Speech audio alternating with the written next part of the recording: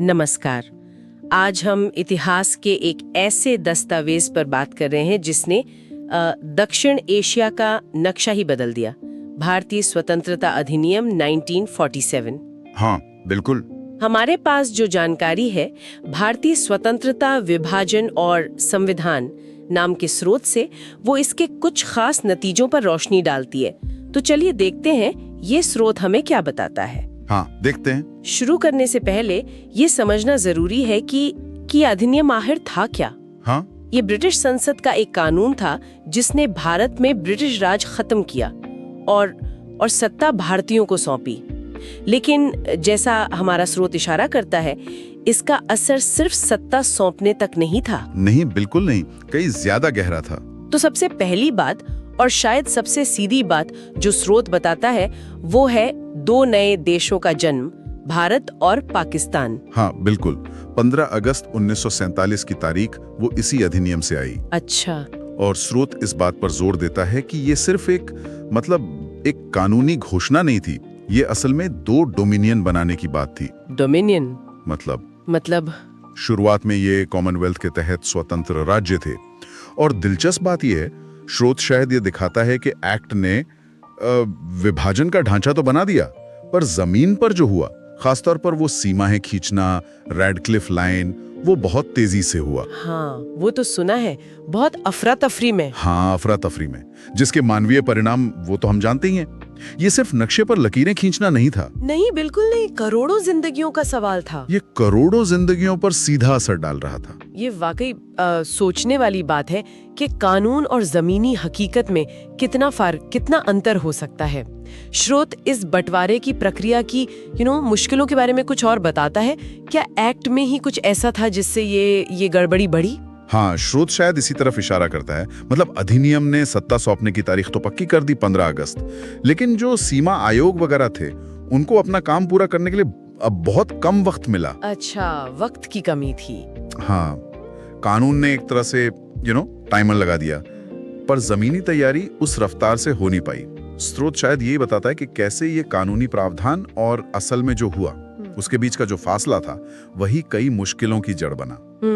तो एक तरफ तो देश का भूगोल बदल गया और दूसरी तरफ इसने भविष्य के शासन की नींव भी रखी। हाँ, और ये हमें दूसरे अहम बिंदु पर लाता है जो स्रोत बताता है, संविधान सभाओं का सशक्तिकरण। बिल्कुल, ये बहुत बहुत महत्वपूर्ण है।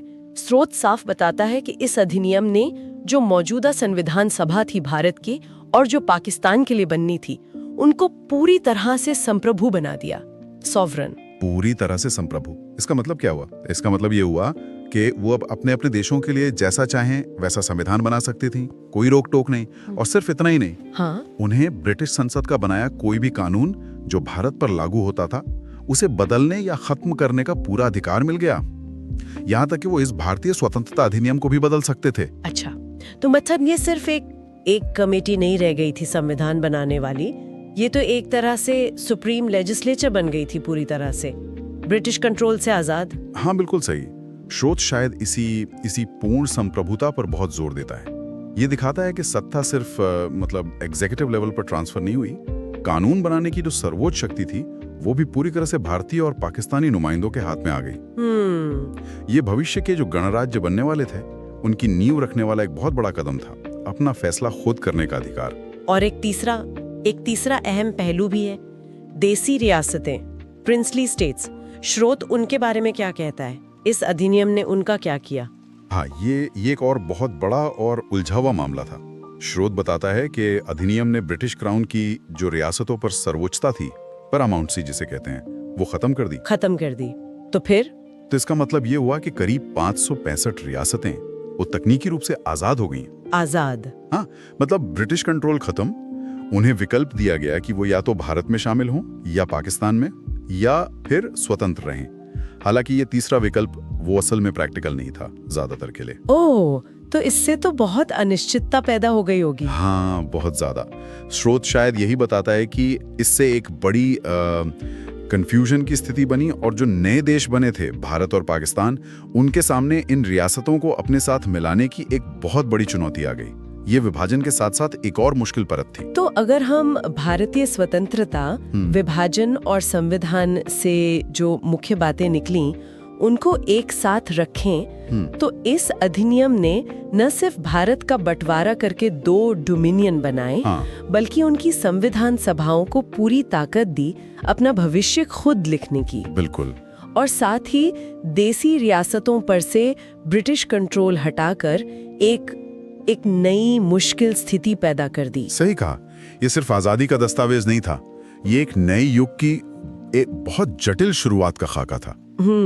और यहीं पर एक सोचने वाली बात निकलती है, जिस पर शायद हमारा स्रोत भी सोचने को मजबूर करता हो, वो ये कि विभाजन की त्रासदी, संविधान बनाने का इतना बड़ा काम और रियासतों को साथ लाने की चुनौती, ये सब कुछ एक ही वक्त पर कैसे चल रहा था? हाँ, ये तो है। इन सब अलग-अलग दबावों ने उस शुरुआती दौर के फैसलों को और जो नए राष्ट्र बन रहे थे, उनके चरित्र को कैसे गढ़ा होगा?